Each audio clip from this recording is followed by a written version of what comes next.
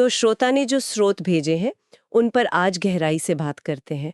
आज का विषय है होम्योपैथिक उपचार, एंटीमोनियम क्रूडम। जी।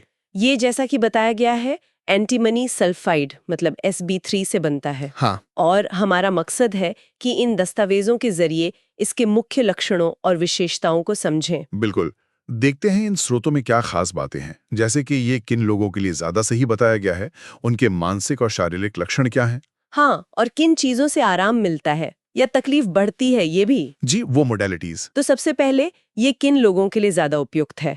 स्रोत इशारा करते हैं कि ये खासकर उन बच्चों और युवाओं के लिए है जिनमें थोड़ा मोटा होने की टेंडेंसी होती है। हाँ, और जीवन की चरम अवस्थाओं मतलब बहुत छोटे बच्चे या फिर काफी बुजुर्ग, उनके लिए भी जिक्र है। अच्छा। और हाँ, बुजुर्गों में एक पैटर्न का जिक्र है, जैसे सुबह दस्त लगना और फिर अचानक कब्ज हो जाना, ओह, या फिर ये दस्त और कब्ज बारी बारी से चलते रहते हैं। ये भी काफी अजीब है। जी।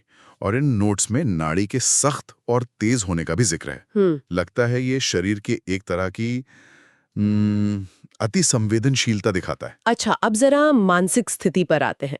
यहाँ भी वो अति संवेदनशीलता दिखती है ना? बिल्कुल। बच्चा जैसा बताया गया है बहुत चिड़चिड़ा, तुनक मिजाज होता है। हाँ, लिखा है कि उसे छुआ जाना या देखा जाना भी पसंद नहीं। बिल्कुल।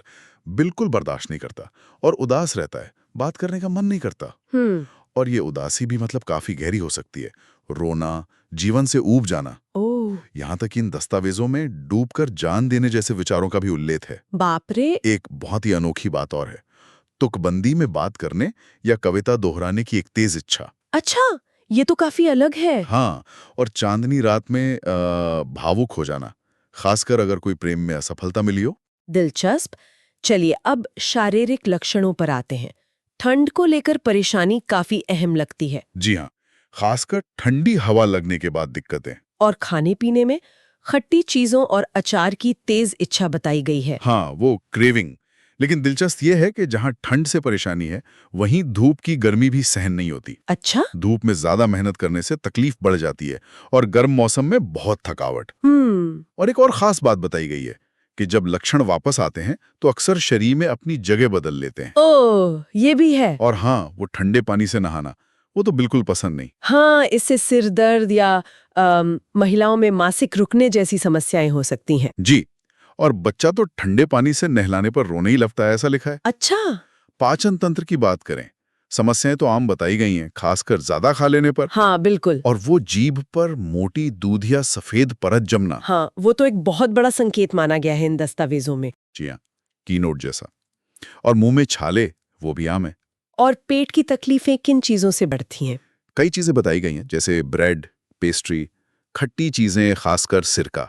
सिरका भी? हाँ, और खट्टी या खराब शराब, ठंडा स्नान, ज्यादा गर्मी या गर्म मौसम। एक पैटर्न साफ दिखता है ना। हाँ, मतलब बाहरी चीजों या अति के प्रति शरीर बहुत ज्यादा संवेदनशील है। बिल्कुल, खासकर पेट के मामले में। और वो लगातार गैस पास होना, डकारें आना, जिनमें खाए हुए खाने का स्वाद हो, ये भी इसी से जुड़ा है। ठीक है। अब त्वचा और हाथ पैर, पैरों के तलवों पर वो कठोर सींग जैसे गोखरू कॉर्न्स का जिक्र है। हाँ, वो बहुत संवेदनशील होते हैं। चलने में, खासकर पत्थर के फर्श पर, बहुत दर्द करते हैं। उफ। और साथ ही नाक के नथुने और होंठों के कोनों का फटना, पपड़ीदार होना। हाँ। त्वचा पर कुछ भी असामान्य उगने की प्रवृत्ति, जैसे मस्से वगैरह। और नाखूनों में भी अजीब बातें हैं। जैसे? या तो वो धीरे बढ़ते हैं या फिर टूटकर मस्सों की तरह बट जाते हैं।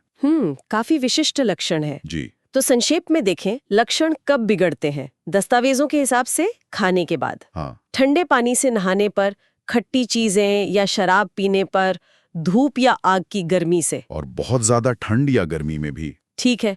और आराम कब मिलता है? आराम मिलता है खुली हवा में, आराम करते समय और गर्म पानी से नहाने के बाद। अच्छा, तो आज हमने एंटीमोनियम क्रूडम के कुछ मुख्य पहलू देखे जो इन स्रोतों में बताए गए हैं।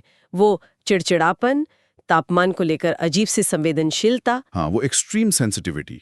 और पाचन व त्वचा से जुड़े कुछ खास लक्षण। बिल्कुल, और ये वाकई ध्यान देने लायक है कि कैसे मानसिक और शारीरिक लक्षण एक दूसरे से जुड़े हुए लगते हैं। हाँ, वो तो है। एक बात जो मुझे थोड़ी विरोधाभासी लगी या सोचने वाली लगी, वो ये कि ठंडे पानी से नहाने से तकलीफ होती है पर खुली हवा में आराम मिलता है।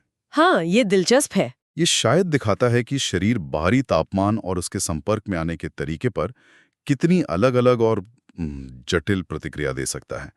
ये इस उपचार की अपनी एक खासियत है, जैसा इन स्रोतों से पता चलता है।